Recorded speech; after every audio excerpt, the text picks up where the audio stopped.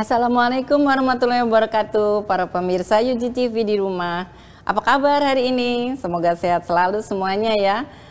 Nah, sudah lama sekali kita tidak bertemu dan kali ini kita bertemu lagi dalam UG Talk eksklusif IKN. Dalam UG Talk eksklusif IKN kali ini kita akan membahas mengenai tema prinsip bangunan gedung hijau dalam pembangunan IKN Nusantara. Para pemirsa tentunya telah tahu bahwa kota IKN Nusantara ini, ibu kota kita yang baru, telah direncanakan dengan seteliti mungkin dengan berbagai prinsip yang mengikuti standar dunia, kelas dunia ya. Nah, tentunya para pemirsa ingin tahu apa saja sih yang diterapkan dalam proses perencanaan maupun pelaksanaan dan nantinya pengelolaan IKN Nusantara ini. Salah satunya adalah prinsip bangunan gedung hijau. Dan pada hari ini telah hadir di di UGTV ini ada seorang expert dalam bidang green building, yaitu Bapak Yodi Danusastro. Selamat pagi, Pak. Selamat pagi. Pagi, Pak. Wah, senang sekali Pak Yodi bisa menemani kami di studio pada hari ini, dan juga melalui Zoom ada Bapak Dian Heri Sofyan. Selamat pagi Pak Dian. Selamat Bisa pagi, mendengar suara kami Pak? Ya. Bapak Ibu sekalian. Baik, terima kasih sudah berkenan untuk join melalui Zoom. Pak Dian ada di Bandung posisinya, Bapak Ibu, teman-teman. Nah, ini sebelum kita mulai dengan program UG Talk eksklusif IKN yang selalu bisa Anda ikuti setiap hari Senin pukul 8.30 sampai 10 ini, akan saya sampaikan dulu segmen pertama ini. Kita akan membahas mengenai pemahaman tentang bangunan gedung hijau dan sertifikasi BGH di Indonesia. Kemudian saya akan memperkenalkan Bapak Yodi. Beliau adalah expert dari green building. Nama lengkapnya beliau adalah Bapak Damar Wulyanto Danusastro, ST MSI, tapi akrab dipanggil dengan sebutan Pak Yodi. Dan beliau mendapatkan gelar S1 dalam bidang teknik sipil dan S2 bidang lingkungan dari Universitas Indonesia.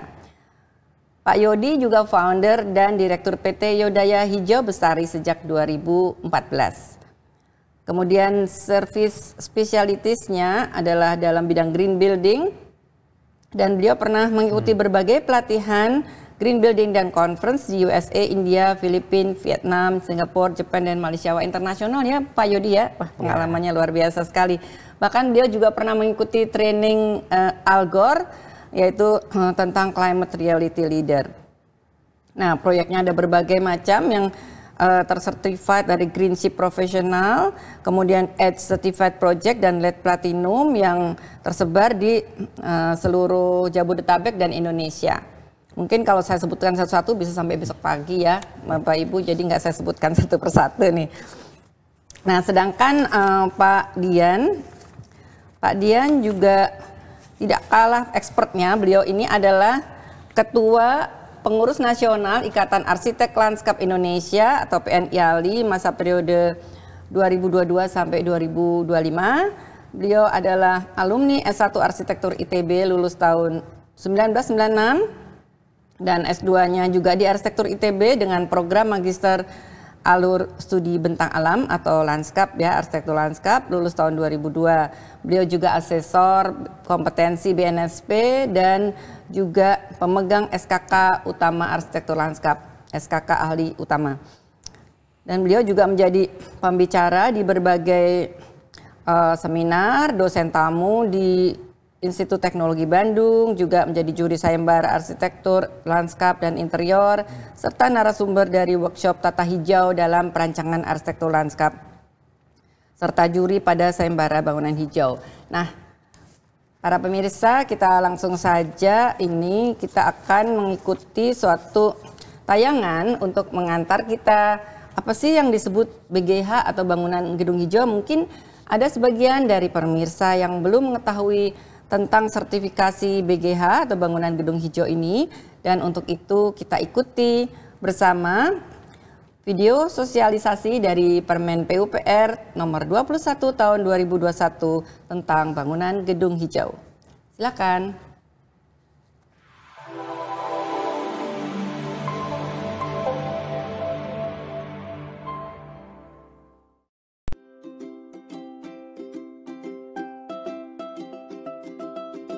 Hai sobat-sobat semua, apakah kamu sering mendengar tentang istilah green building? Green building atau bangunan gedung hijau atau BGH bukan hanya sekedar bangunan yang punya banyak tanaman hijau. Namun bangunan yang memiliki kualitas dan efisiensi baik lahan, energi, air, bahan, sampah dan udara. BGH berperan penting dalam meningkatkan kesehatan manusia dan lingkungan, penghematan biaya dan produktivitas kinerja. Penerapan BGH mengacu pada aturan pemerintah. Aturan mengenai BGH sudah diterapkan sejak tahun 2015, dan saat ini acuan yang digunakan adalah Peraturan Menteri PUPR Nomor 21 Tahun 2021 tentang penilaian kinerja bangunan gedung hijau. Acuan ini dapat diakses di website jdih.pu.go.id.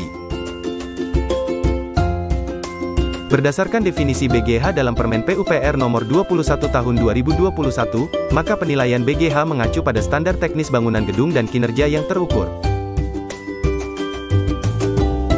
Kategori BGH terbagi atas kategori wajib dan disarankan dan dibagi menjadi 7 ordo, yaitu bangunan gedung baru dan existing kategori wajib dan disarankan, serta hunian, kawasan baru dan existing disarankan.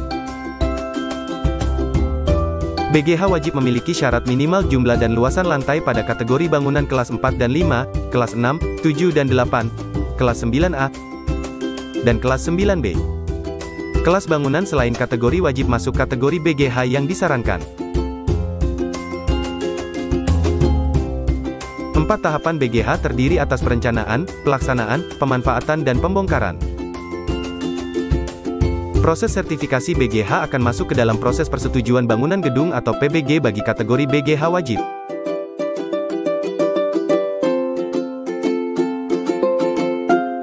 Proses sertifikasi BGH bagi kategori BGH disarankan akan terpisah dari proses PBG.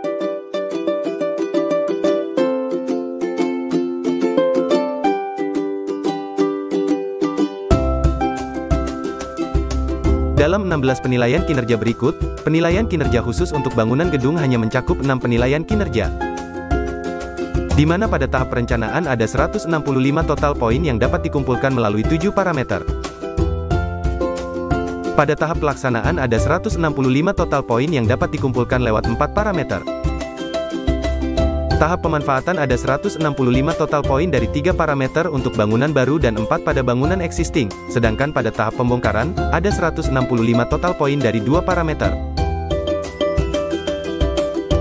Sertifikat BGH diberikan untuk total poin di atas 45% dengan 3 peringkat yaitu Pratama, Madya dan Utama. Selain sertifikat, ada juga pemberian insentif BGH berupa keringanan retribusi, kompensasi koefisien lantai, dukungan teknis dan tenaga ahli, tanda penghargaan serta promosi. Melalui Permen PUPR Nomor 21 Tahun 2021 ini, Indonesia mempunyai standar green building sendiri seperti beberapa negara maju lainnya. Dengan logo khas Garuda Pancasila, BGH menjadi simbol kehadiran negara memajukan kesejahteraan umum melalui bangunan ramah lingkungan, seperti pada beberapa bangunan berikut.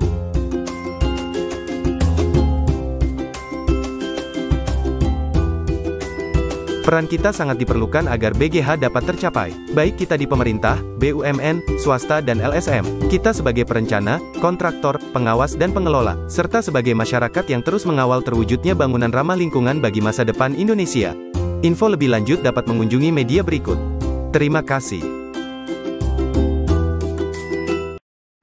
Nah, para pemirsa, demikian tadi dari Permen PUPR Nomor 21 Tahun 2001 tentang BGH. Nah, meskipun kita barusan melihat sosialisasi ini, mungkin banyak di antara kita yang belum paham sekali itu apa sih ya yang namanya prinsip BGH gitu ya. Mungkin kita tanyakan kepada ahlinya nih, Pak Yodi. Ya. Jadi apa sih sebenarnya ya yang dimaksud dengan prinsip-prinsip BGH tadi, Pak? Meskipun tadi ditayangkan videonya begitu jelas, tapi kayaknya kecepetan ya kalau untuk awam yang belum pernah tahu itu apa sebenarnya prinsip BGH dan mengapa penting bagi kita untuk membahasnya terkait dengan pembangunan IKN, Pak.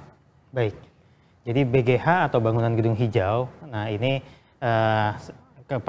bahasa Indonesia dari green building ya. Nah, tetapi untuk pelaksanaannya itu di Indonesia ada beberapa tempat yang dapat menyelenggarakan sertifikasi. Ada Green Building Council Indonesia dengan Greenship, Edge, ada juga dari Kementerian PUPR dengan namanya BGH, Bangunan Gedung Hijau. Nah, ini sudah lama nih di Indonesia, green building itu sudah dari tahun 2011. Nah, untuk peraturan sendiri di daerah itu udah banyak sebenarnya yang udah mewajibkan penerapan dari green building. Ada di Semarang, ada di DKI Jakarta. Nah, sekarang dibuat skala untuk nasional melalui Permen PUPR nomor 21 tahun 2021. Nah, sebenarnya sih sudah ada dari tahun 2015, tapi itu masih dalam proses pembelajaran dan diterbitkan dengan yang lebih aplikatif di Permen nomor 21 ini.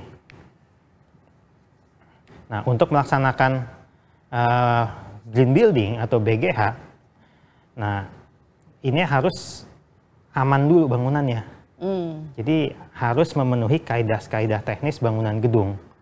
Nah, inilah yang diperlukan sebagai satu kesatuan kualitas bangunan yang ramah lingkungan. Makanya ini dituangkan dalam peraturan pemerintah nomor 16 tahun 2021, dan di sini sudah tertera bagaimana untuk penyelenggaraan bangunan gedung hijau. Nah, nanti teknis pelaksanaannya ada petunjuk pelaksanaan, ada yang dituang setelah sebagai pelaksanaan dari Permen nomor 21 ini. Nah, ini petunjuk teknisnya ini cukup detail, tebal gitu. Dia mencakup dari tahap pemrograman sampai pembongkaran. Ini namanya petunjuk teknis nomor 1 tahun 2022. Jadi memang baru nih. Baru ya Pak ya. Ini memang baru sekali nih tahun 2022. Nah, memang pada pelaksanaannya sekarang sih sudah secara nasional ini tadi ada dikategorikan wajib dan disarankan. Nah, yang wajib ini udah pada kena ke perizinan. Jadi kalau dalam penyelenggaraan perencanaan bangunannya tidak memenuhi kaidah-kaidah BGH, nanti akan pengaruh ke perizinan bangunan, persetujuan bangunan gedung (PBG). Nah, ini yang sudah banyak dilaksanakan nih. Salah satunya nanti akan kena ke bangunan-bangunan yang ada di IKN. Di IKN sendiri sangat ketat. Tadi ada level ya, ada level pratama, ada level madya, ada level utama. Nah, untuk di IKN ini nggak tanggung-tanggung. Semua mintanya utama. Waduh. Karena ini hebat ya Pak ya. Kita harus menjadi yang terdepan untuk negara. Secara internasional juga pelaksanaannya untuk memberikan bangunan yang sangat berkualitas. Nah, ini contoh pelaksanaannya yang ini adalah kantor presiden. Kantor presiden ya. Yang kebetulan saya juga terlibat di sini sebagai tenaga ahli BGH. Mantap ya. Nah, ini adalah satu kompleks istana. Jadi istananya di depan, kantor presiden itu yang di belakangnya. Nah, pelaksanaan BGH itu juga bukan dari perencanaan perbangunannya juga, tetapi untuk mencakup seluruh bangunan nanti yang ada di IKN. Nah, ini contohnya pelaksanaan dari salah satu distrik ya, ini hunian nih, yang nanti akan dibangun. Nah, ini bangunan-bangunannya sudah diarahkan untuk melaksanakan BGH. Gitu. Jadi bukan cuma bangunannya aja, tapi infrastrukturnya juga harus siap. Nah, seperti jalan, lahan hijau, ruang terbuka hijau. Nah, itu juga nanti Pak Dian yang akan menjelaskan. Nah, ini juga contoh beberapa kawasan ya, ini misalnya contoh di area peribadatan nanti di area selatan. Nah ini misalnya sumbu dari ada taman yang di depan istana dan ada gedung-gedung kementerian di sebelah-sebelahnya. Keren Nah, sekali kurang ya Pak seperti ya. inilah kurang lebih yang kita harapkan Ya. terwujud dalam waktu dekat. Ya. Nah ini komplek dari Kementerian Koordinator. Jadi ya, ini dari view istana nih. Jadi kalau dari kita lagi nanti ada kunjungan naik ke istana, nah Ya. ini view-nya seperti ini. Seperti ini ya. Jadi dikelilingi Keren sekali, oleh Pak, gedung-gedung Kementerian Koordinator. Iya. Nah ini semua sudah direncanakan untuk berstandar BGH utama. Waduh. Kurang lebih sih seperti itu ya. Iya. Pak, mungkin sebagai salah satu perencana atau staf yang terlibat dalam BGH ini, dalam proses penilaian ya Pak ya, sertifikasi itu ada pengalaman atau apa ya Pak ya, mungkin experience yang bisa di-share Pak? Nah, oke baik. Ini bangunan yang ditunggu-tunggu oleh masyarakat juga ya. Iya. Kawasan dan bangunan yang menjadi harapan bangsa dan tentu tanggung jawabnya juga berat. Iya, gitu. betul Pak. Apalagi bangunan tersebut harus ramah lingkungan yang berprinsip BGH. Nah, terutama istana yang akan menjadi simbol dari IKN ini. Ya. Ya, tentu tantangan-tantangannya ya dalam penerapan itu ya. Ya. Teknologi-teknologi yang diterapkan di prinsip BGH ini cukup sulit, kompleks. Ya. Bangunan tersebut harus memiliki ruang terbuka hijau yang bisa diakses oleh siapapun dan Ya. tanamannya juga nggak boleh cuma satu jenis. Ya. Gitu. Lalu harus sangat hemat energi, Ya. harus sangat hemat air, materialnya juga harus dari Indonesia dan juga TKDN ya Pak? iya, TKDN-nya salah semua satunya. memenuhi ya? TKDN dan juga kualitas materialnya itu sangat dipantau. Misalnya pabriknya harus yang pabrik dari industri materialnya harus ramah lingkungan juga gitu. Ya, Jadi syaratnya. nyambung terus sama kualitas udara di dalam bangunannya juga Ya. akan dipantau. Kurang lebih seperti itu. Baik, terima kasih Pak Yodi tadi sudah sekilas menjelaskan kepada kita mengenai prinsip-prinsip BGH dan jenis-jenis sertifikasi BGH yang ada di Indonesia serta bagaimana ini nantinya akan diterapkan dalam proses pelaksanaan kawasan atau bangunan yang ada di KIPP IKN Nusantara ya Pak ya. Nah, kita beralih ke Pak Dian. Pak Dian, halo. Assalamualaikum Pak Dian.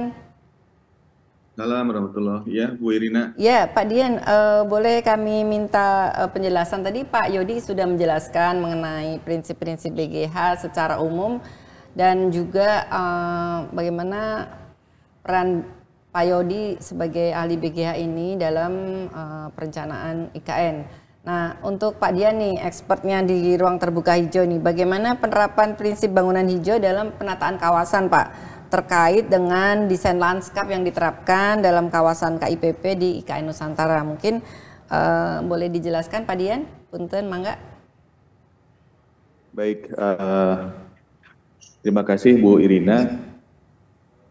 Jadi yang mungkin perlu saya tambahkan ya dari penjelasan Pak Jody tadi adalah kita itu sekarang lebih berkembang gitu ya dalam hal arahan atau panduan penilaian terkait bangunan hijau tadi. Bisa dilihat tadi ada 6 ordo istilahnya ya Pak Yodi ya. Ada 6 ordo begitu yang bahkan pembongkaran pun itu bisa menjadi bagian dari penilaian bangunan hijau begitu ya. Artinya kita tidak boleh sembarangan membuang puing-puing bekas bongkaran kita, pokoknya nggak kelihatan dari mata gitu. Udah aja dibuang, nggak bisa seperti itu. Jadi semua proses itu sangat diperhatikan. Dalam hal bangunan hijau ini dilihat dari konteks kawasan ya, saya sebagai arsitek lanskap yang sebagian besar bergerak di ruang luar tentunya. Di situ terdefinisi tadi bahwa yang namanya kawasan hijau adalah kawasan yang luasnya minimal 10.000 meter persegi atau 1 hektar dengan minimal ada 2 bangunan di atasnya. Maka itu bisa disebut sebagai atau diajukan atau diproses untuk menjadi sebuah kawasan hijau ya. Jadi kawasan hijau itu penilaian untuk sebuah kawasan baru yang diajukan maupun kawasan lama yang ini sifatnya direkomendasikan. Jadi kalau kita punya sebuah kawasan dengan luasan lebih dari 10.000 meter persegi dengan beberapa bangunan di atasnya, kita ingin kawasan ini menjadi kawasan hijau, maka panduan yang tadi itu terkait bangunan hijau bisa kita jadikan rujukan gitu. Nah, yang paling prinsip dari bangunan gedung hijau atau kawasan hijau itu sebenarnya adalah bagaimana kita justru bisa belajar dari para leluhur kita ya. Sudah sedemikian luar biasa menata lingkungannya begitu. Yang masih dapat dilihat sekarang mungkin kawasan di Baduy, kawasan di Kampung Naga begitu ya, dan beberapa kawasan Cipta Gelar, Pak. Cipta Gelar, yeah. Permukiman tradisional ya. Itu semuanya sangat kaya dengan kearifan lokal dan terjemahan zaman sekarangnya ya itu sangat green begitu ya. Bagaimana memanfaatkan material dari jarak yang terdekat, tidak semena-mena menggali dan atau menguruk lahan begitu. Banyak hal yang bisa kita belajar dari sana yang ujung-ujungnya adalah green ya, hijau gitu. Nah di IKN sendiri sudah banyak upaya untuk menerapkan prinsip-prinsip hijau ini yang kalau di bidang landscape kita kenal dengan istilah mulailah dengan menentukan where not to build begitu. Di mana kita tidak boleh membangun. Jadi bukan begitu dapat lahan langsung ingin membangun, tapi justru kita mendefinisikan, menentukan, membuat delineasi di mana kita tidak boleh membangun, sisanya baru kita bangun. Nah, di IKN itu kelihatannya sudah banyak penerapan prinsip ini. Jadi area-area cekungan itu dijadikan tempat parkir air begitu ya. Saya bilang parkir air karena ternyata tidak semua area itu bisa dipakai untuk meresapkan tanah. Jadi air itu diparkir dulu dalam waktu tertentu, baru dia dirilis ke saluran kawasan gitu, supaya tidak menyebabkan banjir di lingkungan sekitarnya. Kemudian bagaimana area ruang terbuka hijau dibuat supaya menjadi sebuah sistem yang berkesinambungan dari mulai konteks ekoregion, dari mulai kawasan yang luas sampai dibawa masuk ke dalam bangunan, sehingga flora binatang terutama dapat bergerak leluasa ya. Jadi alam IKN ini tidak hanya untuk manusia Indonesia, tapi juga untuk binatang, untuk hewan-hewan yang ada di Indonesia. Kalau mau mampir silahkan gitu. Nanti mau nyari makan juga insya Allah lebih mudah begitu ya. Mau bergerak dari satu bagian ke bagian lain juga tidak susah, karena pohonnya tidak berjauhan, tidak harus terbang terlalu capek lah kalau burung kecil misalnya ya. Seperti itu. Jadi itu yang kita usahakan, yang saya lihat juga diupayakan oleh teman-teman, yang mudah-mudahan dari konsep perencanaan skala makro, meso, sampai ke mikro yang detail, semuanya dapat memiliki alur berpikir yang sama tentang bagaimana sebuah kawasan direncanakan.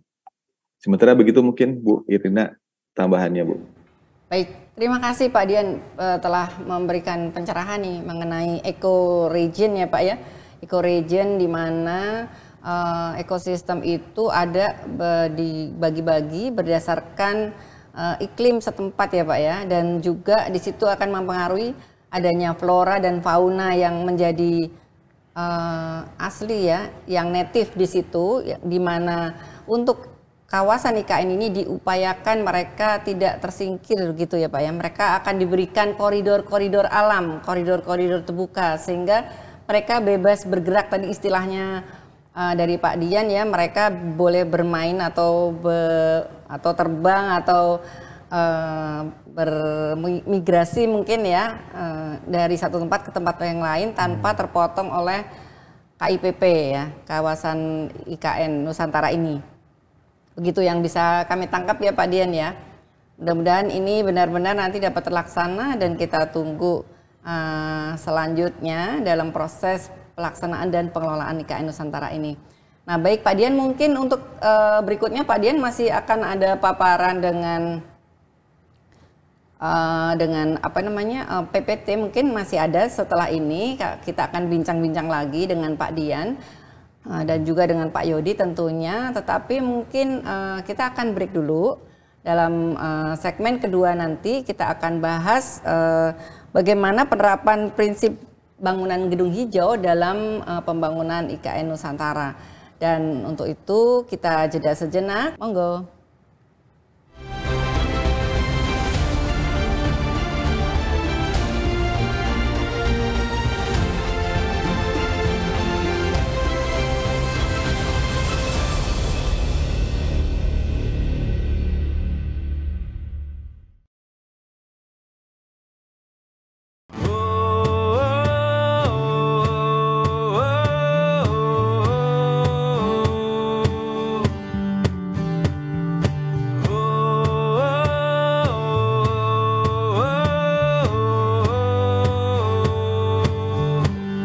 Besat kapung luhur jauh di awang-awang, beber kencang jangna bangun taya karingrang, suku naranggoa sejeng pamatuk nangeluk, gepak mega bari hibernatari nyuruk, saha anu bisa nyusul kana tandangna, gandang jeng pertentang taya bandinganana.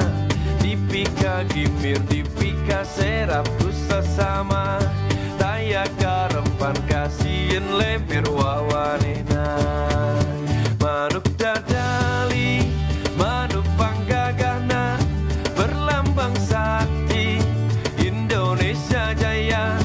Manuk dadali, pangka koncarana, resep kahiji, rukun sakabena hirup sauyunan tarapa hiri-hiri, silipikanya ate inggis melapati, manuk dadali ngandung siloka sinatria, gersakumna bangsa di negara Indonesia.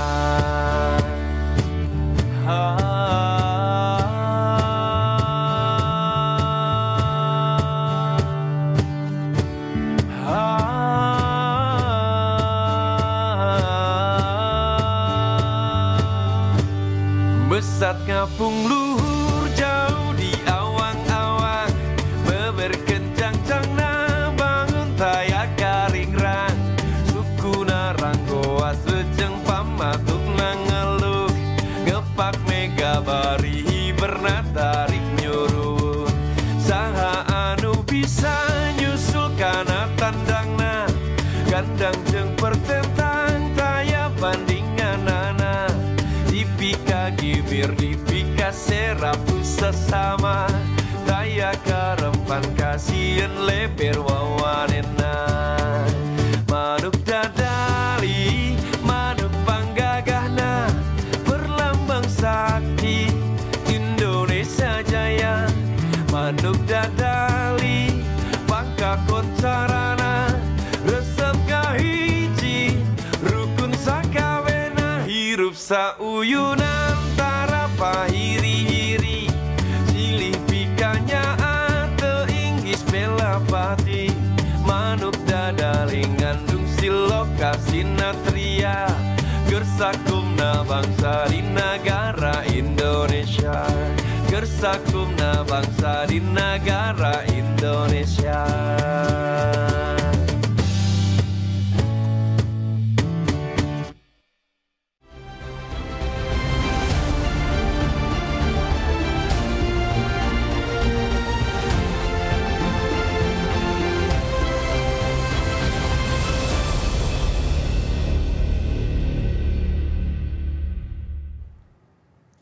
Para pemirsa UGTV, kembali kita bertemu dalam segmen kedua. Untuk ini tema penerapan prinsip BGH dalam pembangunan IKN. Para pemirsa, seperti telah diketahui bahwa IKN dibangun dengan mengimplementasikan konsep Smart City yang berlandaskan 8 prinsip, yaitu pertama, mendesain sesuai kondisi alam yang telah kita bahas atau akan dan selalu kita bahas dalam prinsip-prinsip BGH ini. Kemudian yang kedua ada prinsip Bhinneka Tunggal Ika.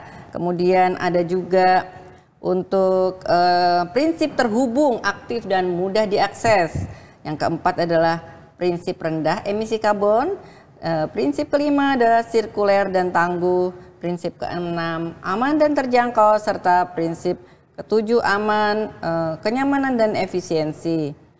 Nah, jadi para pemirsa, ini prinsip-prinsip ini tentunya akan selalu menjadi pedoman secara umum bagi penerapan prinsip BGH yang merupakan penjabaran atau teknis dari penilaian yang diterapkan oleh para praktisi, oleh para ahli ini dalam proses perencanaan maupun proses pelaksanaan sampai nanti proses pemanfaatan di kawasan IKN. Baik para pemirsa, kita di segmen kedua ini akan terus berbincang dengan Pak Dian Heri Sofyan dan Pak Yodi Danusastro. Tetapi sebelum kita kembali ke Pak Dian, kita akan mendengarkan dulu video mengenai progres pembangunan IKN Nusantara. Mungkin para pemirsa sudah bertanya-tanya, sampai seberapa jauh sih, seperti apa sih proses atau progres pembangunan IKN Nusantara? Mungkin ada yang belum mengetahui progres terbarunya. Mari kita simak bersama dalam video berikut ini.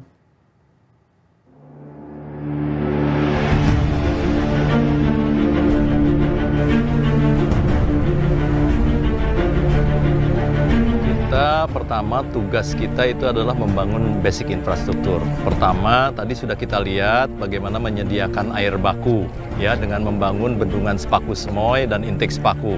Itu progresnya udah hampir di atas 80%, 82 dan 85%. Karena itu penting yang menjamin ketersediaan air baku untuk air minum nanti di KIPP.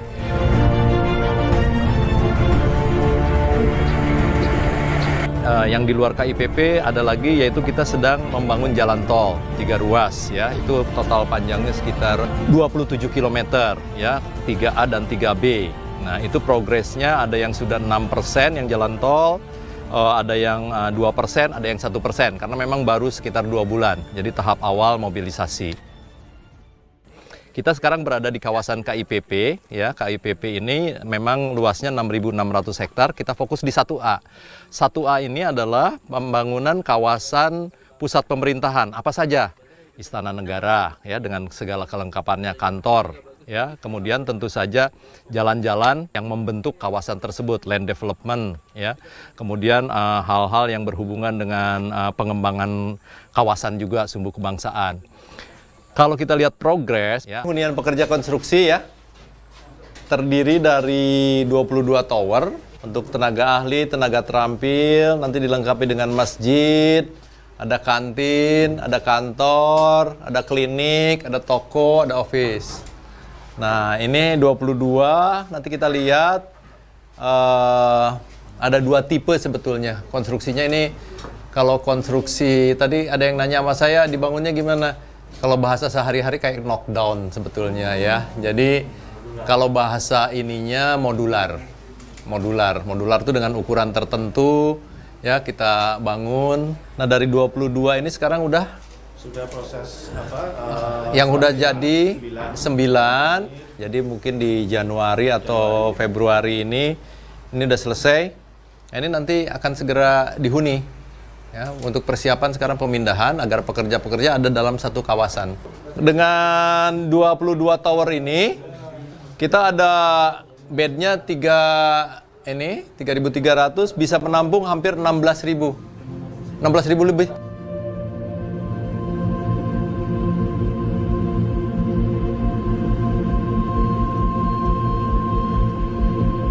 Jadi IKN ini bukan hanya membangun saja, membangun budaya, merubah budaya. Di antaranya merubah budaya bekerja. Kadang-kadang kan kita di tempat proyek ada warung kumuh atau apa, nah itu sedang kita. Ya, jadi nanti dari sisi kesehatan baik, kamar mandi baik, makanan juga terorganisir. Kalau masjid di sana ya? Masjid, klinik? Oh ini klinik. Klinik dengan toko di sini. Nanti kita pasang ATM semua. Karena kalau kita berbicara terisi secara teoritis hampir 16.000. Itu berapa kecamatan tuh 16.000? Kelurahan. Ya, banyak. Nah itu tempat makan, ya. Itu. Nah di sana mereka itu ada area fabrikasi seperti yang tadi ya, karena modular, diangkut materialnya, difabrikasi, dipasang.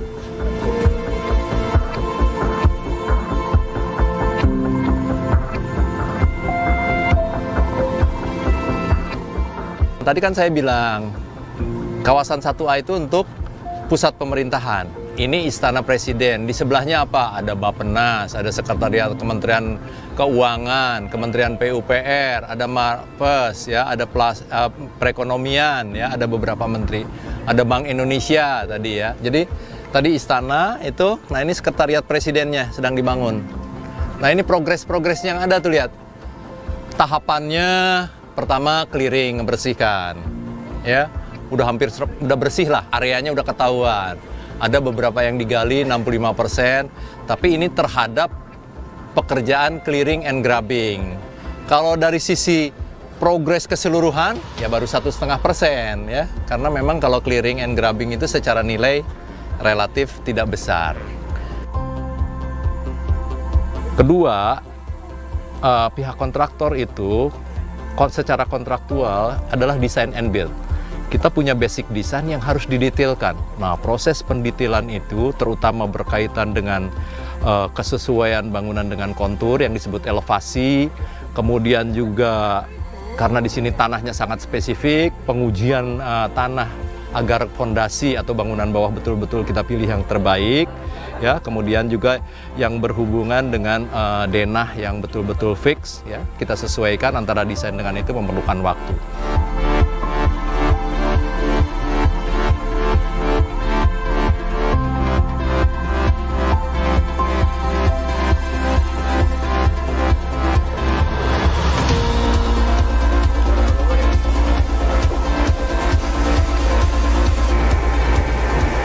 Di depan saya sedang dilaksanakan, sudah berjalan pembangunan akses jalan tol seksi 5A.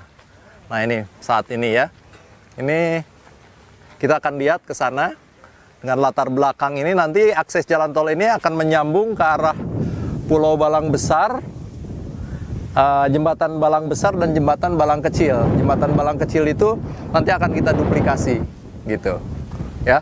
Kita lihat ya, akses tolnya itu lihat. Ini kelihatan batching plan untuk menyiapkan beton. Sementara kalau kita lihat bangunan-bangunan pekerjaan yang terjadi itu adalah clearing, galian untuk membentuk badan jalan ya. Ini dengan lebar kurang lebih 100 meter. Ini panjangnya kurang lebih 6 km. 6,3 km sampai ke arah intersectionnya sekitar 6,3 ya, 6,3 kilo kita ketemu nanti intersection.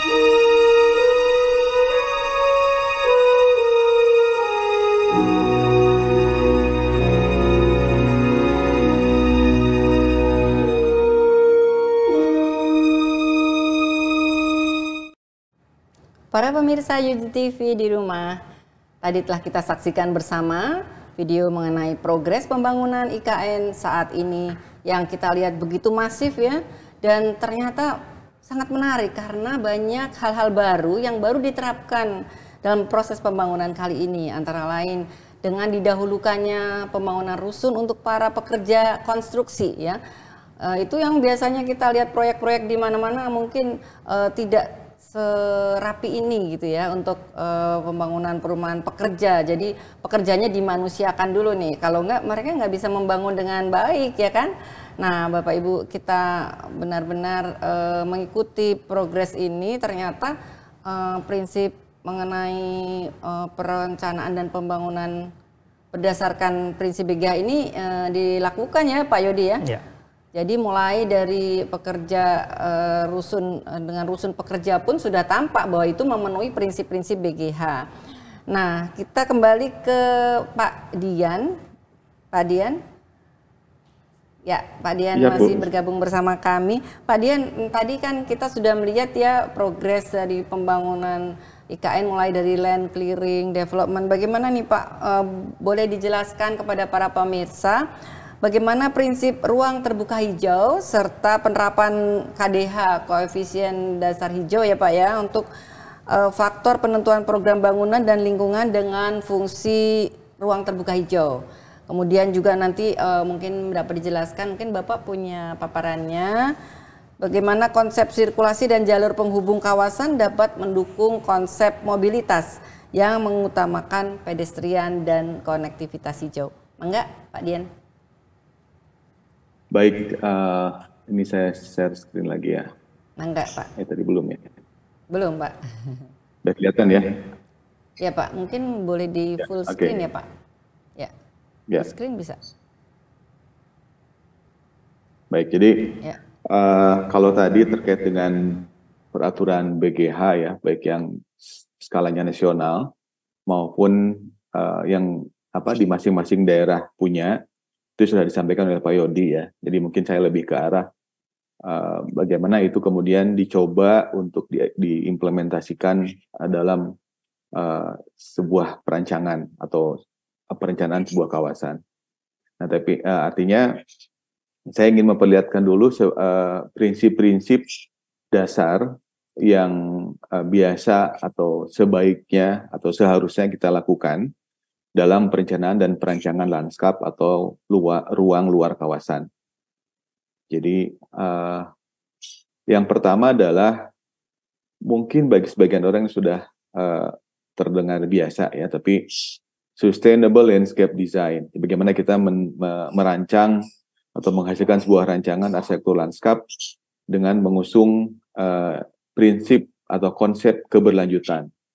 Baik dari sisi pemilihan penggunaan material, sensitivitas konsekuensi desain dalam hal konsumsi energi, baik itu untuk operasional maupun pemeliharaan, serta keberlanjutan kualitas ruang yang terbangun. Jadi jangan sampai kita euforia, semangat membangun ruang-ruang luar di IKN gitu, terus setelah terbangun kita kerepotan sendiri, bingung, tidak bisa menjaga, tidak bisa mengurus. Sehingga akhirnya dalam kurun waktu yang tidak terlalu lama kualitasnya itu menurun gitu ya, menjadi ruang-ruang yang terabaikan karena misalnya para ASN-nya sibuk di kantor gitu ya, jadi nggak ada yang ngurusin lagi lingkungannya misalnya gitu. Seperti itu. Jadi bagaimana kita mendesain lanskap yang memang low energy consumption, kemudian materialnya juga maintenance-nya tidak membuat repot, begitu, seperti itu. Yang kedua adalah Green Corridor Network. Jadi bagaimana dalam setiap perencanaan kawasan kita memanfaatkan koridor jalan, sungai, jalur-jalur infrastruktur, itu sebagai jejaring ruang terbuka hijau yang saling terhubung satu sama lain melalui rancangan arsitektur lanskap dalam skala kota, gitu ya, skala IKN, skala pressing, skala persil maupun skala tapak atau bagian dari sebuah tapak gitu. Jadi dari mulai skalanya makro, meso sampai ke mikro itu berada dalam satu pemikiran, satu konsep, satu prinsip yang tadi ya berkesinambungan. Jangan sampai dalam skala urban design development mikirnya ke utara, dalam skala basic design atau RPK gitu mikirnya ke timur, dalam skala basic design mikirnya ke selatan, DED mikirnya ke barat gitu kan. Jadi nggak nyambung ya, jadi tidak berkesinambungan. Jadi bagaimana dari mulai skala makro sampai ke details, kita punya prinsip-prinsip yang harus menjadi sebuah kesatuan pemikiran gitu. Nah, yang ketiga adalah secara umum ketika kita mendesain kawasan atau mendesain lanskap, maka kita harus memperhatikan bagaimana siklus air terjadi di lingkungan kita gitu ya. Kalau dulu sekarang kita lebih sering mendengar istilah kota kebanjiran. Kalau dulu jarang. Padahal kan sebenarnya air di dunia ini dari dulu sampai sekarang volumenya tetap begitu ya, kalau hukum kekekalan massa. Jadi yang berubah adalah kalau dulu yang banyak itu air yang meresap ke dalam tanah, air yang ada di danau, di sungai dan sebagainya. Maka sekarang air itu lebih banyak menjadi run off water, menjadi air yang mengalir di permukaan bumi dibanding yang meresap ke dalam tanah, sehingga terjadilah banjir dan sebagainya. Yang ketiga adalah kita belajar mengadopsi dari sistem yang berlaku di alam. Jadi bagaimana rawa itu dulu dianggap sebagai daerah-daerah yang tidak berguna, daerah yang murah meriah, boleh diuruk menjadi sebuah properti yang potensial untuk melipat gandakan keuntungan, tanpa memperhatikan sebenarnya fungsi ekologis dari rawa itu apa, gitu. Jadi itu yang harus kita pelajari ya, bagaimana kita belajar dari alam rawa itu manfaatnya apa yang dapat dilakukan sehingga memberikan nilai yang sangat maksimal bagi kita sebagai penghuninya. Gitu. Kita belajar dari alam. Kalau dalam konteks IKN di beberapa basic design itu dikenal dengan istilah biomimicry ya, bagaimana kita meniru dari alam, mencoba menerapkan prinsip-prinsip prinsip-prinsip alam, baik itu hutan maupun pohon misalnya, ada atas, tengah, bawah, ada tajuk, ada pelataran di bawahnya begitu. Nah, bagaimana hal itu diadaptasi menjadi bagian dari sebuah hunian, menjadi sebuah bangunan gitu. Kemudian locality. Prinsip ini yang harus juga diangkat. Bagaimana budaya-budaya lokal, kearifan-kearifan lokal itu diangkat. Karena apa yang terjadi sekian lama di sebuah daerah itu adalah merupakan hasil adaptasi ya, merupakan hasil berinteraksi dengan alam, sehingga sudah mendapatkan pengakuan, sudah mendapatkan bukti proven bahwa itu memang paling cocok di lokasi tersebut. Nah, termasuk dalam hal ini di IKN ini sekarang kita di para perencana, terutama bidang landscape itu diarahkan untuk semaksimal mungkin menggunakan tanaman-tanaman endemik Kalimantan Timur, endemik Kalimantan atau lokal Indonesia. Nah, kalau terpaksa, kalau harus, maka menggunakan tanaman-tanaman yang diadaptasi, diintroduksi, maaf. Gitu. Nah, ini contoh pelaksanaan prinsip-prinsip tadi ya, ketika dalam sebuah sistem tata hijau, bagaimana koridor-koridor ini terhubung satu sama lain begitu, sehingga menjadi sebuah kesatuan RTH. Nah, kemudian arahan-arahan penggunaan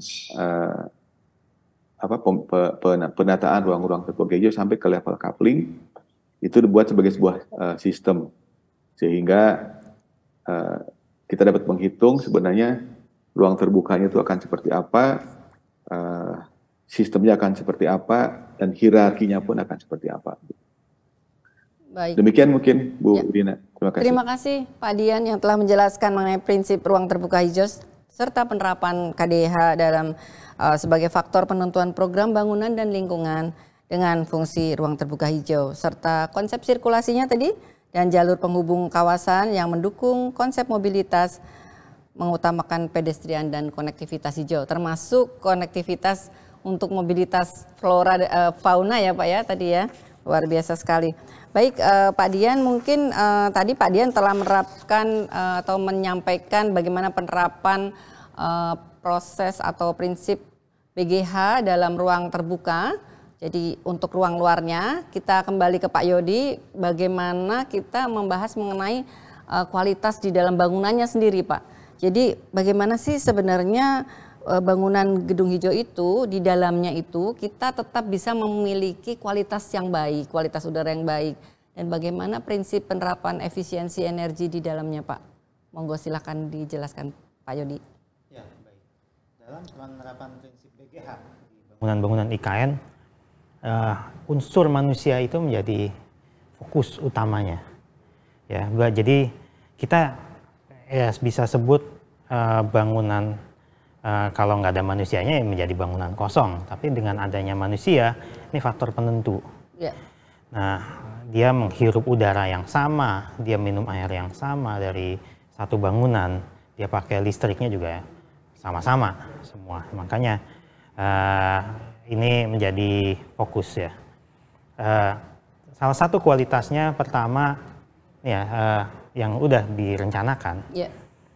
Nanti pekerjanya di situ semua difokuskan kalau nggak naik transportasi publik, naik sepeda. Oh, oke. Gitu.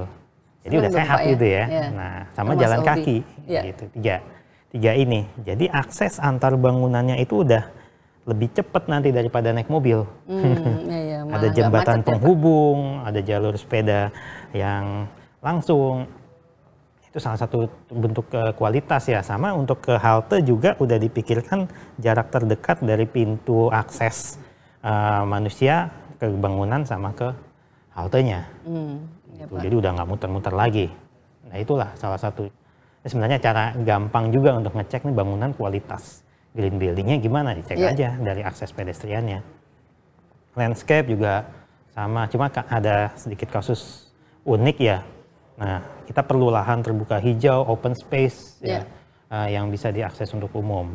Nah, itu nanti ada tersedia di setiap bangunan dan juga di penghubung antar bangunannya. Nah, itu juga biar manusianya juga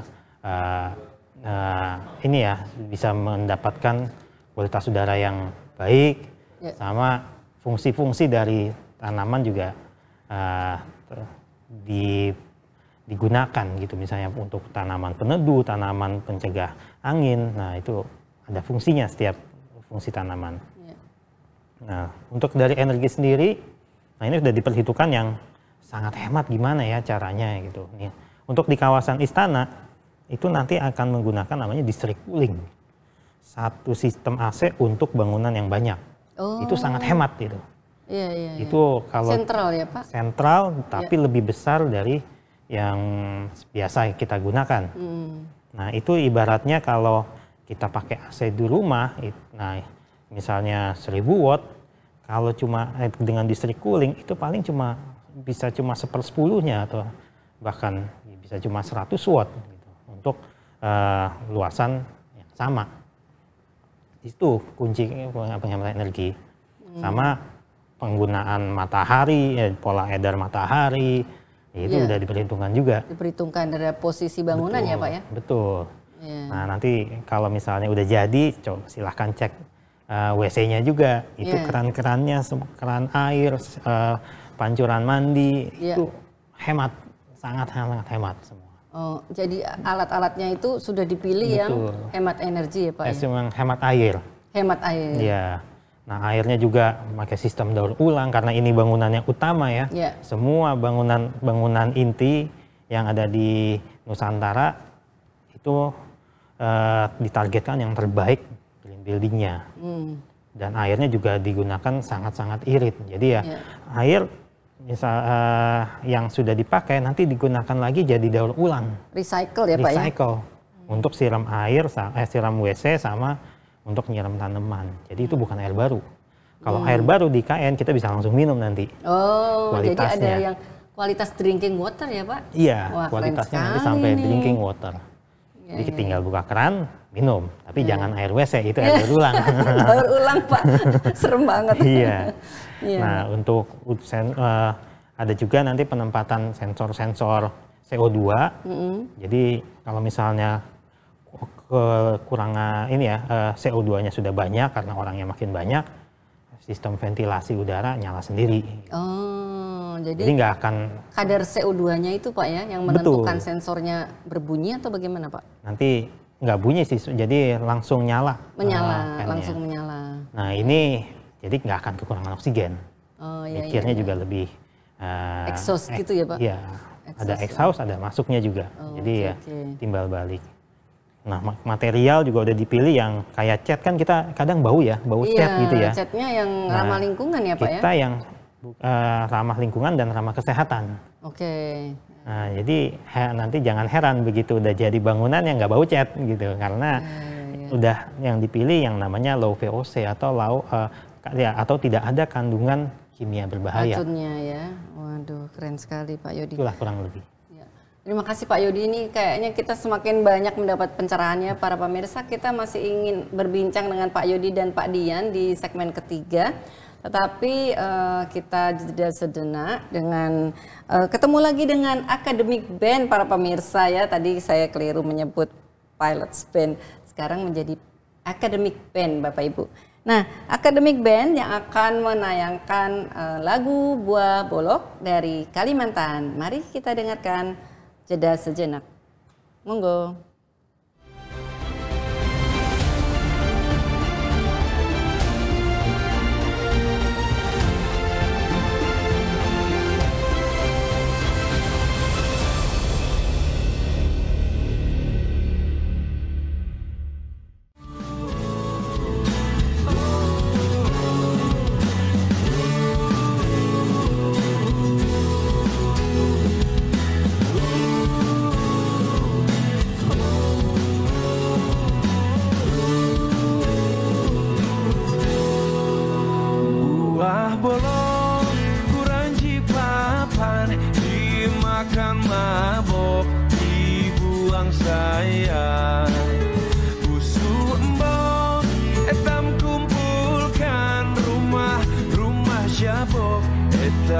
Lestarikan buah salak mudah diperam, dimakan kelak, dibuang sayang. Sepupu dan sanak etam kumpulkan untuk menyambut wisatawan. Buah terong di gangan nyaman, cukup belanak, tolong panggangkan.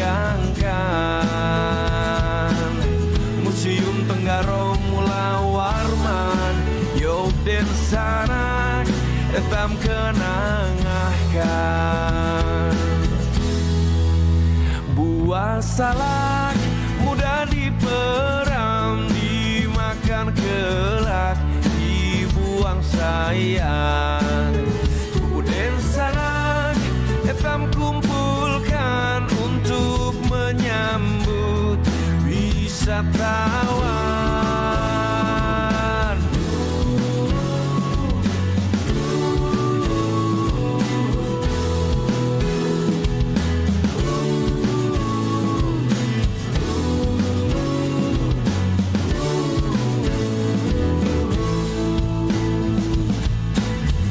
Buah terong di gangan nyaman, cukup belanak, tolong panggangkan.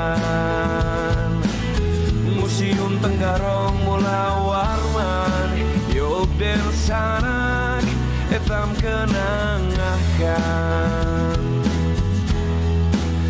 Buah salak mudah diperam, dimakan kelak, dibuang sayang. Sepupu den sanak etam kumpulkan untuk menyambut wisatawan. Sepupu den sanak etam kumpulkan untuk menyambut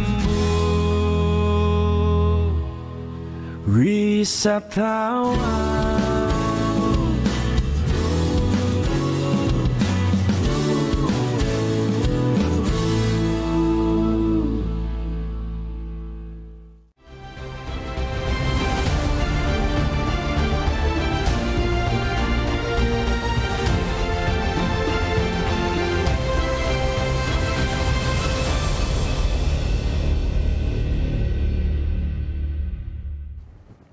Para pemirsa UJ TV, berjumpa lagi dengan kami di sini dalam segmen ketiga dengan membahas tema prinsip BGH dalam pelaksanaan dan pengelolaan masa depan IKN Nusantara.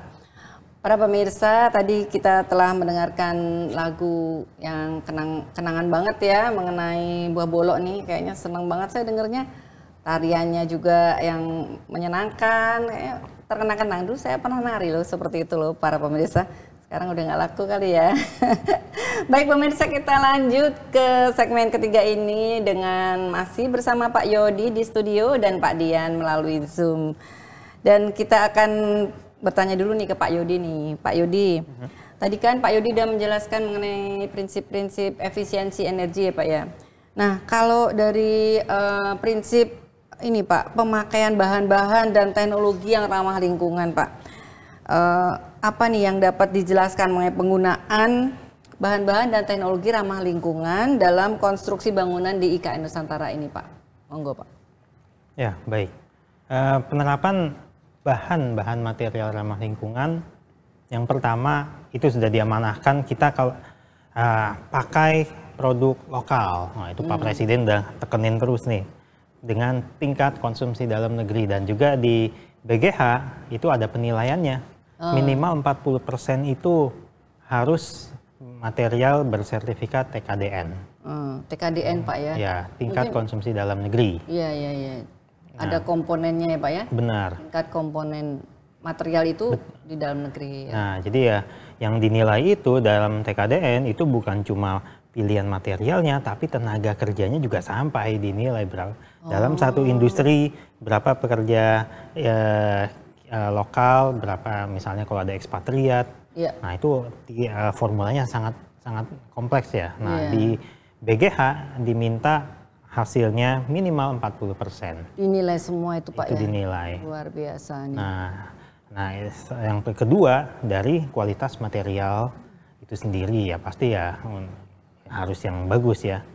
Tapi bukan cuma berkualitas bagus, industri yang memproduksi material tersebut itu juga ada sertifikat-sertifikat tertentu. Misalnya kalau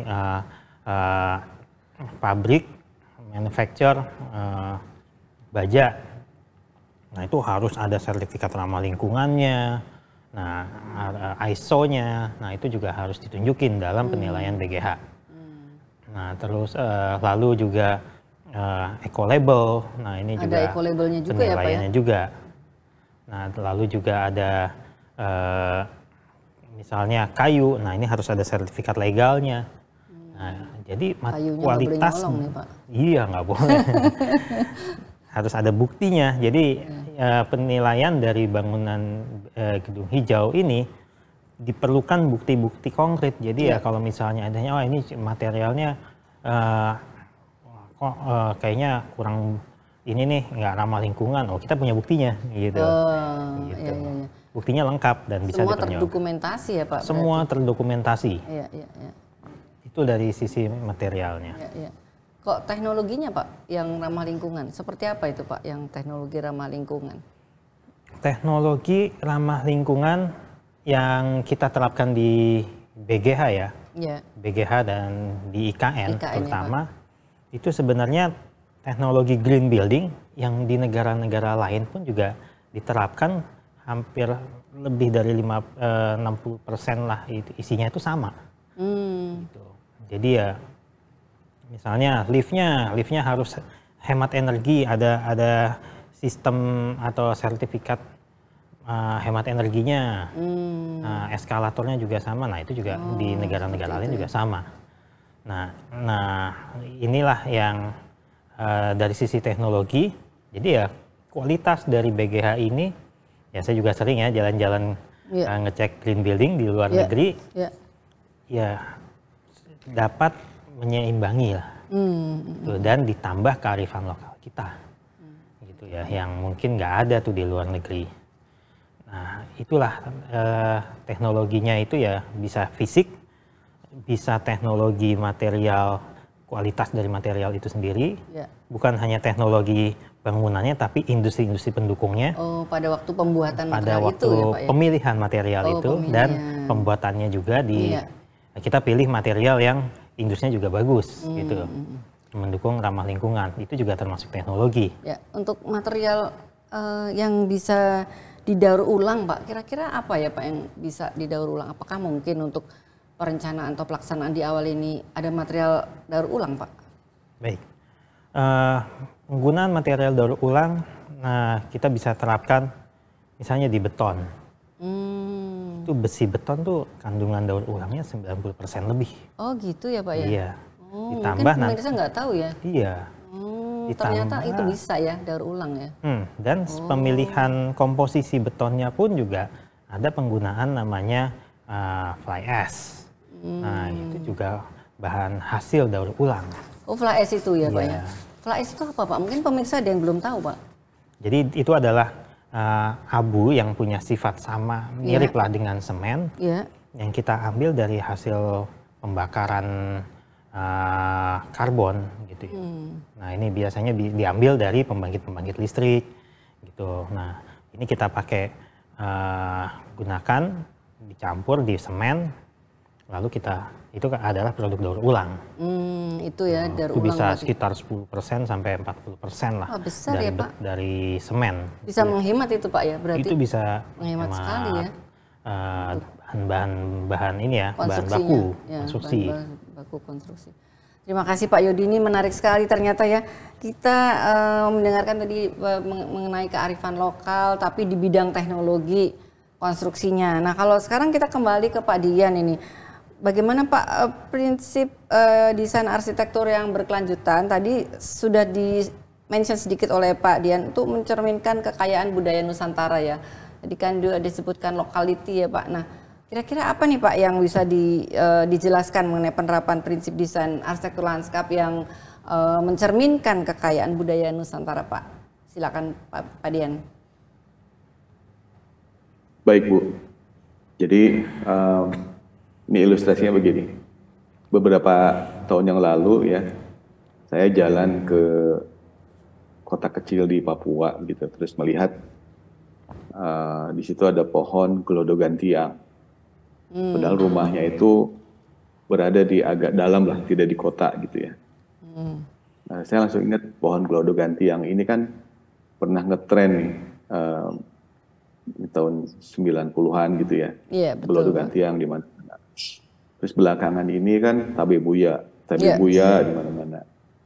Terus ketapang kencana di mana-mana gitu. Nah sebenarnya kalau ini dibiarkan, maka nanti bisa jadi se-Indonesia itu pohonnya sama semua.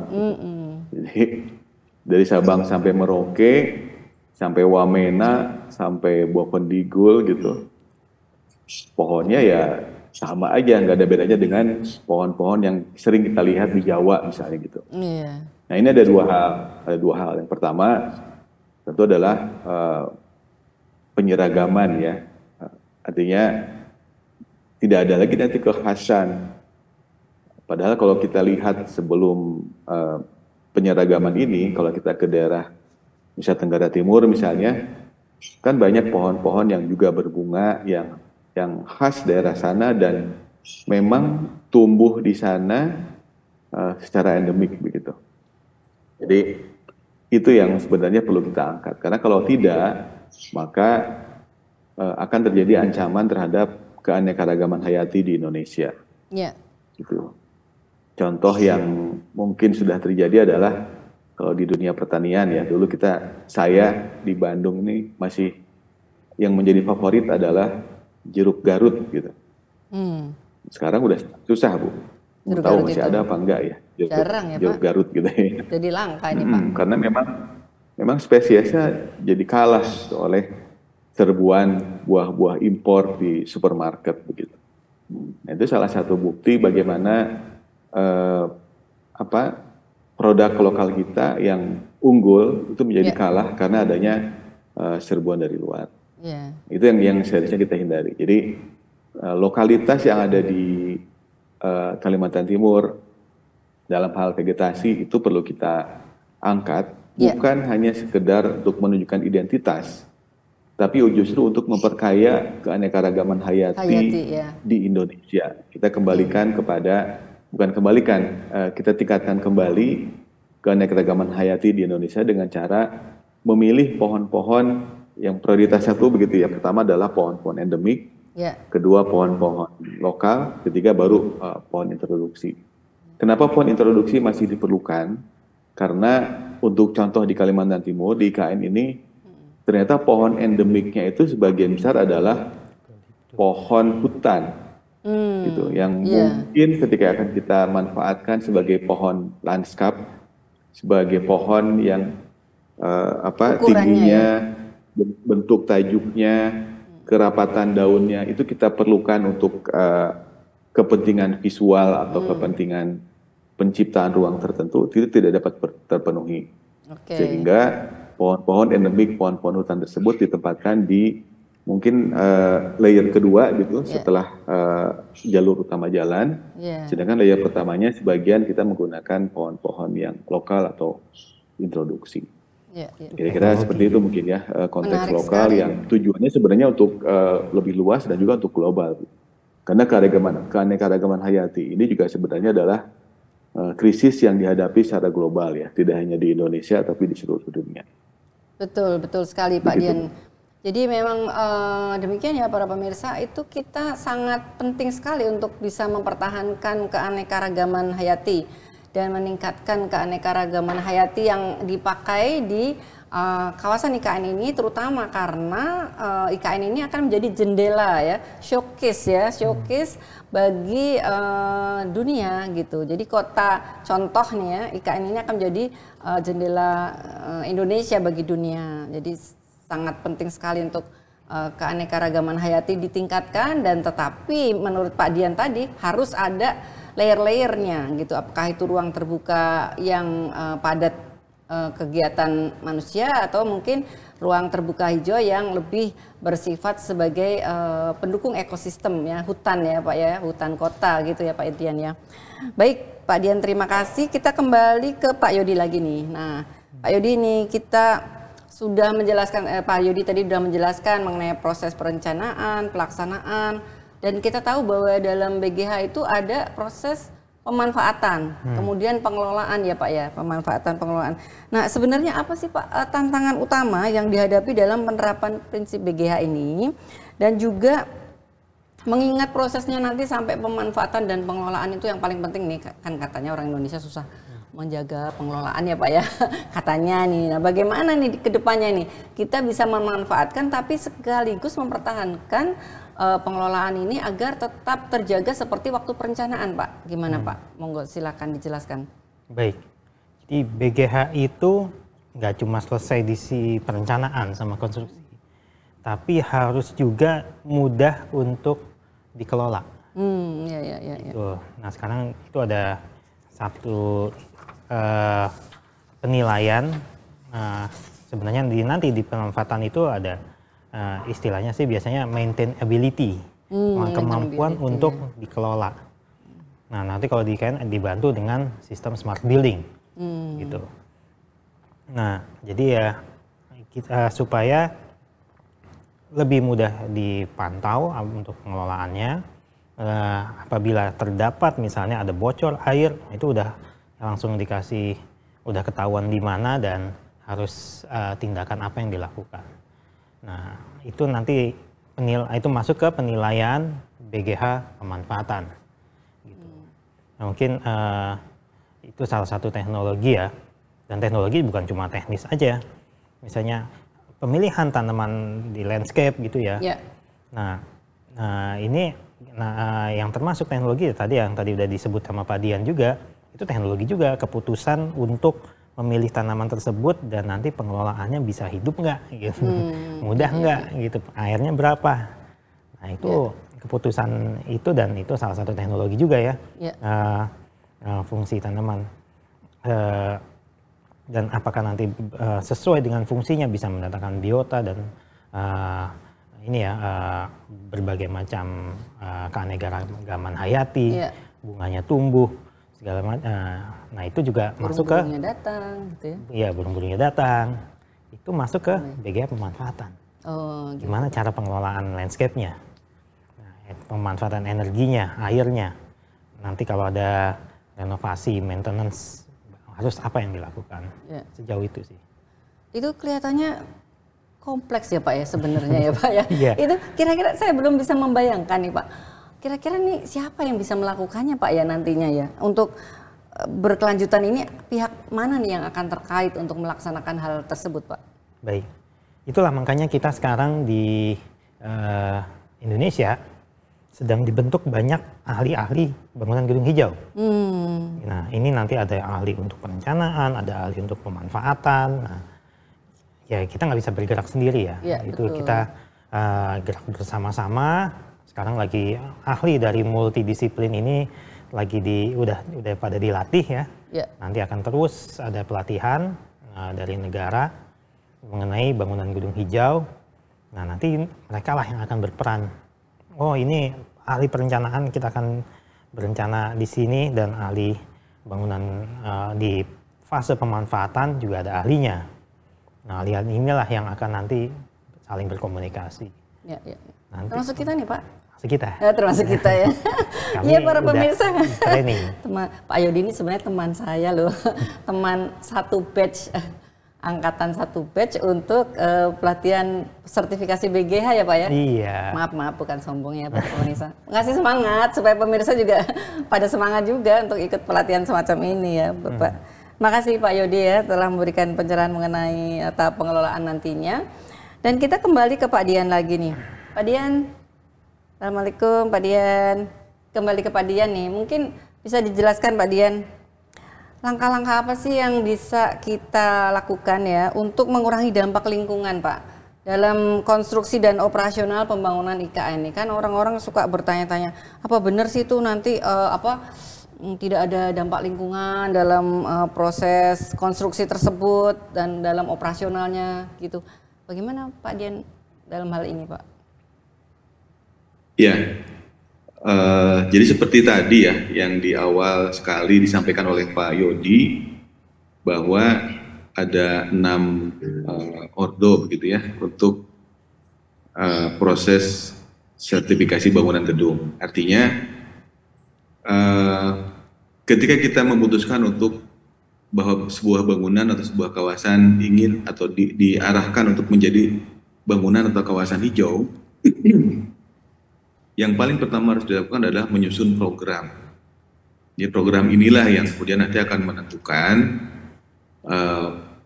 langkah-langkah selanjutnya ya, mulai perencanaan, pelaksanaan atau masa konstruksi, masa penggunaan, masa pemeliharaan, ada tahap bongkaran. Itu semuanya betul-betul terencanakan, betul-betul terprogram, betul-betul mengantisipasi, bukan mengantisipasi, betul-betul meminimalkan dampak yang negatif atau dampak yang kurang baik bagi lingkungan. Jadi contohnya tadi, ketika memutuskan untuk memilih material hardscape atau material keras, paving misalnya untuk di luar bangunan, ada hal-hal teknis yang harus diperhitungkan. Misalnya, pertama kualitas tentunya, jangan sampai paving ini baru 2 tahun udah rontok gitu ya, udah rusak. Kenapa harus awet? Karena kan ketika paving ini dibuat, itu ada proses konsumsi energi. Ada proses penggunaan sumber daya alam, bahan bakar, kemudian material-material yang dipakai untuk membuat mesin pencetaknya dan sebagainya. Yang kalau produknya itu cepat rusak, berarti kan nilai manfaatnya jadi kecil. Padahal alatnya itu dibuat dengan cost sumber daya yang tinggi. Betul. Jadi ketika produknya berkualitas, maka nilai manfaat dari sumber daya alam yang digunakan untuk proses pembuatan paving tersebut itu menjadi tinggi. Gitu. Itu yang pertama. Kedua, ketika pavingnya awet, maka sumber daya alam yang digunakan sebagai bahan untuk paving itu menjadi tidak boros begitu, karena kan awet tadi ya. Yang ketiga misalnya, bagaimana memilih warna untuk permukaan paving. Apakah warnanya gelap, apakah warnanya relatif agak muda, atau warnanya muda, atau kombinasinya, itu menentukan nilai pantulan radiasi matahari yang kemudian albedo itu akan bergerak ya. gitu ya, albedo nilai albedonya gitu. Seperti itu Bu, banyak sekali yang bisa kita lakukan untuk meminimalisir dampak negatif ya. Termasuk misalnya tadi pertanyaan Ibu, kan di ikan ini kan banyak sekali pohon-pohon existing ya. Nah, pohon existing ini walaupun yang ada di sana itu adalah pohon produksi yang memang ditujukan untuk ditebang. Tapi ketika pohon itu tumbuh, masing-masing pohon itu kan memproduksi oksigen yang kita manfaatkan secara gratis ya. Suplai oksigen itu ya termanfaatkan juga oleh saya di Bandung begitu, sedikit banyak ya. Nah, jadi bagaimana ketika proses konstruksi itu sudah dipikirkan sedemikian rupa supaya pohon yang berada di titik yang nantinya akan jadi bangunan misalnya, pohon itu dipindahkan, bukan ditebang, gitu. Sehingga ditebang ya Pak ya. Nilai ekologisnya, sehingga nilai ekologisnya tetap bisa berlanjut begitu. Betul. Kalaupun misalnya pohon itu harus ditebang karena alasan-alasan tertentu, misalnya batangnya apakah keropos atau sudah miring atau membahayakan. Ketika dia ditebang, maka batang-batang tebangannya itu jangan kemudian dibawa ke Jawa gitu. Tapi ya udah dimanfaatkan saja di site gitu ya, apakah dibuat tempat-tempat duduk begitu di berdekatan dengan jalur jogging track nantinya, atau jadi semacam penanda begitu ya, tiang-tiang penanda, atau misalnya menjadi di daun-daunnya atau batang-batangnya dimanfaatkan untuk membuat kompos dan sebagainya. Jadi carbon footprint-nya tuh betul-betul dijaga, diminimalkan, dan semuanya tuh harus bisa menjadi sebuah bagian dari siklus karbon gitu. Harus ada proses daur ulang itu sampai ke elemen-elemen luar-luar. Begitu Bu. Ya, baik. Terima kasih Pak Dian telah memberikan pencerahan mengenai cara mengurangi dampak lingkungan dalam konstruksi dan operasional dalam pembangunan IKN. Nah, Bapak Ibu, teman-teman semua pemirsa UGTV di rumah, sebenarnya masih banyak sekali hal-hal menarik yang ingin kami bahas dengan narasumber di studio, Pak Yodi, dan melalui Zoom, Pak Dian. Tetapi waktu juga yang membatasi kita, maka sebelum kita mengakhiri pembahasan kita pada pagi ini, mungkin boleh kita mintakan closing statement dari Pak Dian maupun Pak Yodi. Mungkin ada closing statement yang akan disampaikan Pak Dian, mangga. Baik, ini saya mengulang statement yang dulu pernah disampaikan oleh IALI ya, bersama dengan beberapa asosiasi profesi yang terkait dengan pembangunan IKN ini di awal-awal proses pembangunannya atau perencanaan, bahwa yang pertama, pembangunan IKN ini akan menjadi tonggak sejarah penting dalam proses pembangunan di Indonesia. Itu akan menjadi catatan sejarah yang sangat penting bagi proses pembangunan di Indonesia. Tentu kita semua berharap proses pembangunan ini akan menjadi atau ditulis dengan tinta emas gitu ya, supaya nanti kelak anak cucu kita ketika belajar tentang perencanaan, tentang master plan, tentang desain bangunan, tentang landscape, tentang green building, itu semua bisa belajar dan dengan kepala tegak menyampaikan ketika presentasi di luar negeri misalnya, ini loh contoh sukses pembangunan ibu kota negara di Indonesia. Tentu itu yang kita harapkan. Kemudian yang kedua adalah tentu kita berharap tadi ya, perencanaan itu berkesinambungan dari mulai skala makro, meso, sampai mikro, dari mulai master plan, urban design development, RPK, basic design, detail engineering design, dibangun, kemudian dipelihara, dioperasionalkan, semuanya runut, gitu. Semuanya berkesinambungan supaya tidak ada kekacauan di kemudian hari. Mungkin sementara demikian Bu, terima kasih Bu. Baik, terima kasih Pak Dian telah memberikan closing statement yang sangat bermanfaat untuk kita pikirkan dan menjadi warisan bagi anak cucu ya Pak Dian. Atur nuwun Pak Dian. Selanjutnya Pak Yodi, silakan Pak Yodi, mungkin ada closing statement yang ingin disampaikan Pak Yodi. Ya, baik. Jadi bangunan green building atau bangunan gedung hijau, itu yang ramah lingkungan bukan bangunan. Ya, bangunan adalah wadah. Yang berubah itu manusianya. Betul. Gitu ya. Bangunan itu cuma tempat kita bernaung untuk ramah lingkungan, tapi yang berubah sebenarnya manusianya. Nanti di KN itu nggak ada pompa bensin, nggak ada tempat ngisi BBM tuh nggak ada. Nggak ada ya, Pak, ya? Tempat charger parkir listrik. Dan semua pakai kendaraan transportasi publik, itu juga listrik, naik sepeda, jalan kaki. Di kantor presiden pun tempat parkir cuma 4, cuma untuk VIP presiden. Semua staf akan diarahkan supaya naik transportasi. Jadi ada perubahan budaya. Luar biasa. Itu yang akan terjadi. Dan yang berubah manusianya. Tempat ngerokok nggak bisa dalam gedung. Kalau musik tempat tetap ada, tapi harus di luar supaya tidak mengganggu yang lain. Gitu ya. Kualitas udara juga tetap terjaga. Gitu. Nah ini kan harus berubah. Orang begitu masuk ke dalam green building atau BGH, bangunan yang bersertifikat bangunan gedung hijau, perilakunya akan berubah. Nah itulah yang diharapkan. Jadi manusianya yang berubah.